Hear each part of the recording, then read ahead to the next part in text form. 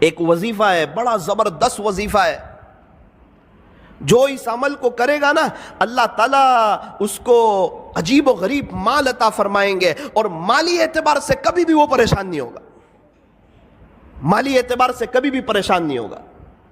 ایک بزرگ کے پاس میں بیٹھا ہوا تھا، وہ یوں کہہ رہے تھے کہ بیٹا میں نے 35 ملکوں کا سفر کیا، نہ میں نے 1 روپیہ خرچ کیا، نہ 1 روپیے کا کسی سے سوال کیا۔ میں نے کہا حضرت کیا کرتے ہو؟ بولے یہ وظیفہ کرتا ہوں۔ میں نے کہا اچھا۔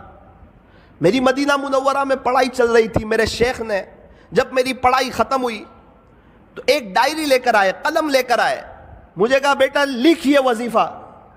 میں نے لکھ لیا، اور طے کر اس کو کبھی ناغہ نہیں کرے گا، اللہ مالی اعتبار سے کبھی بھی تجھے کسی کا محتاج نہیں کرے گا۔ میں نے لکھ لیا، حضرت نے لکھایا، میں نے لکھ لیا۔ پھر ایک بات کہی تھی کہ بیٹا یہ وظیفہ بڑا زبردست ہے، لیکن بے طلبوں کو مت بتانا، جس کے اندر طلب ہو اور جو اس کی قدردانی کرتے ہو اسی کو بتانا۔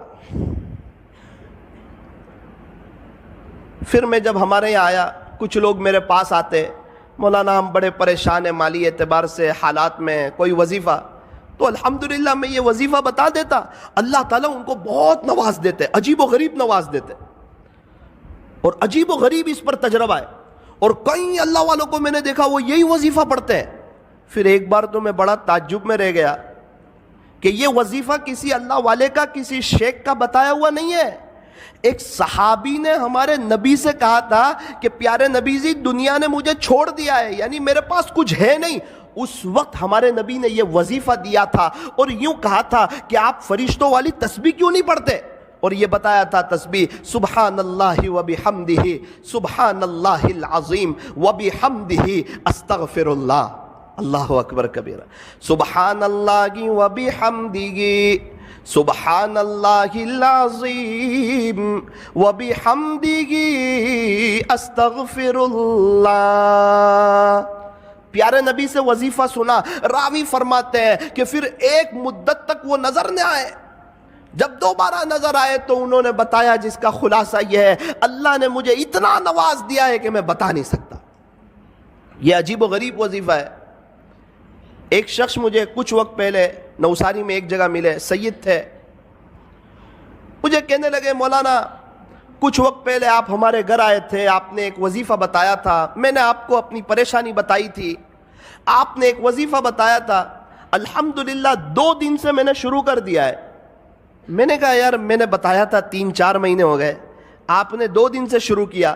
مولانا آپ کو نہیں معلوم، آپ بتا رہے تھے، پردے کے پیچھے سے میری بیوی یہ وظیفہ سن رہی تھی، اللہ کی شان اس نے پابندی سے کیا، ابھی اس کے 36 لاکھ روپے آ رہے ہیں، تو میں نے بھی شروع کر دیا۔ میں نے کہا یار آپ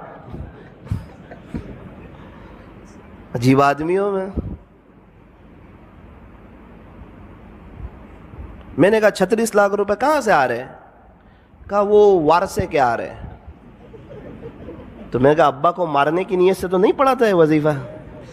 بولے نہیں، ان کے ابو کا تو بہت پہلے یہ انتقال ہو گیا تھا، لیکن مولانا زمین کا اتنا خطرناک مسئلہ تھا کہ یہ کبھی بھی حل ہونے کا نام لیتا نہیں تھا، اور ہم لوگ بھی نا امید ہو چکے تھے کہ اب یہ مسئلہ جو ہے یہ کبھی بھی حل ہو سکتا نہیں ہے، لیکن میری بیوی نے یقین سے پڑھنا شروع کیا، اللہ کی شان مسئلہ حل ہوا، اس کے 36 لاکھ روپے آ رہے، اور اللہ کا شکر ہے 2 دن سے میں نے بھی شروع کر دیا ہے۔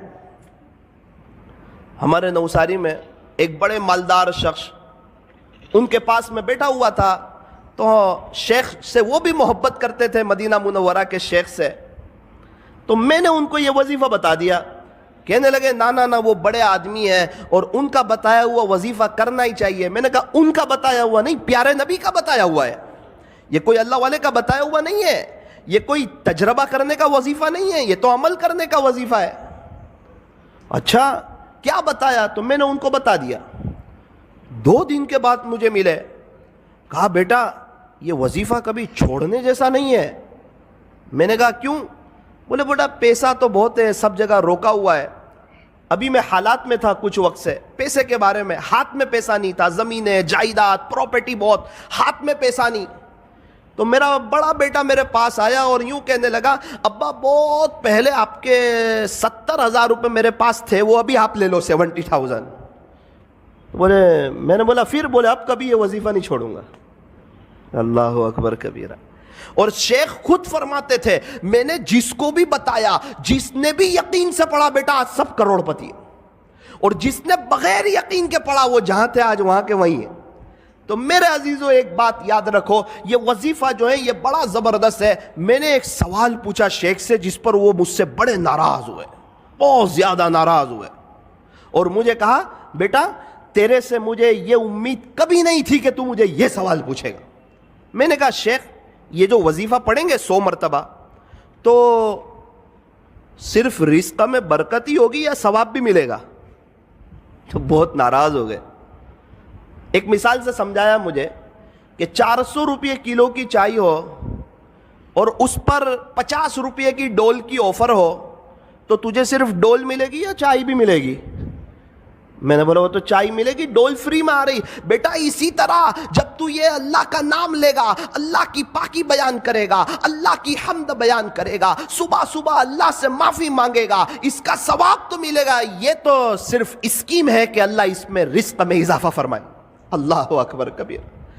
تو آپ کو بھی یہ وظیفہ یہ عاجز بتاتا ہے، طے کرو انشاءاللہ، پابندی سے پڑھیں گے انشاءاللہ، بہت فائدہ ہوگا انشاءاللہ۔ رزق میں صرف پیسہ نہیں آتا، رزق میں بیوی بھی شامل ہے، بچے بھی شامل ہے، رزق میں بہت سی چیزیں شامل ہے۔ اللہ تعالی ہمارے رزق میں برکتیں عطا فرمائیں گے۔ سبحان اللہ و بحمدہ، سبحان اللہ العظیم و بحمدہ، استغفر اللہ۔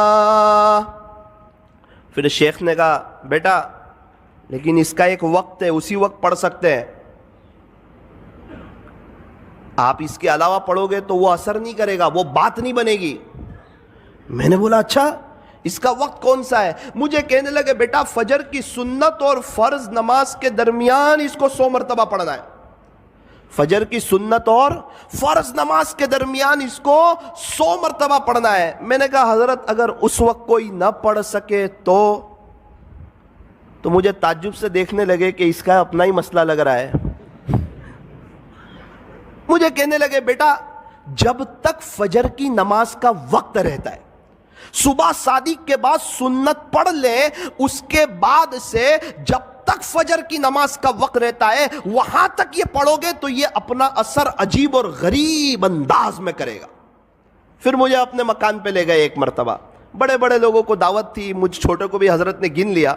اللہ اکبر کبیرہ، بہت سی نعمتیں دیکھی، مجھے بتانے لگے، اس کی اہمیت سمجھانے لگے کہ دیکھ بیٹا یہ وظیفے کی برکت ہے کہ اللہ تعالیٰ نے مجھے ایسا شاندار مکان دیا، دیکھ بیٹا اس وظیفے کی برکت ہے، ایک کار تو ایسی میرے گھر کے باہر کھڑی ہے جو تیرے ہندوستان میں لانچ بھی نہیں ہوئی ہے، تو وظیفے کو معمولی مت سمجھنا، کبھی چھوڑنا مت، اس کی پابندی کرنا، انشاءاللہ اللہ تجھے بھی بہت نوازے گا۔ اسی وظیفے کی برکت سے کئی سالوں سے اللہ تعالیٰ نے مجھے عجیب و غریب نوازا ہے، میرے اپنے تعلقات والوں کو بتایا ہے، اور اللہ تعالیٰ نے سب کو نوازا ہے۔ تجربہ کرنے کی ضرورت نہیں ہے، یہ عمل کرنے کی ضرورت ہے، یہ کسی ولی کا بتایا ہوا نہیں ہے، یہ پیارے نبی حضرت محمد الرسول اللہ صلی اللہ علیہ وسلم کا بتایا ہوا ہے۔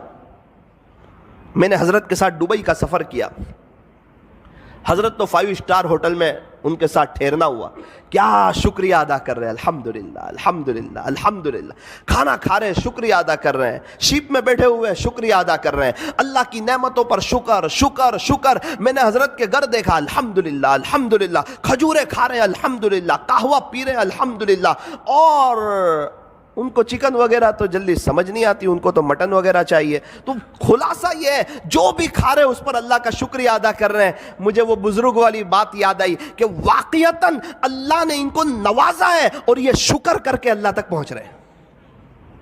فرمایا اللہ تعالیٰ تک پہنچنے کے دونوں راستے ہیں، بندہ شکر سے بھی پہنچ سکتا ہے، صبر سے بھی پہنچ سکتا ہے۔ یوں فرمایا ہمیشہ خوش رہنے کا آسان فارمولا، ہمیشہ خوش رہنے کا آسان فارمولا، نعمتوں پر شکر کریں، مصیبتوں پر صبر کریں، شکر کرنے والا بھی جنتی، صبر کرنے والا بھی جنتی۔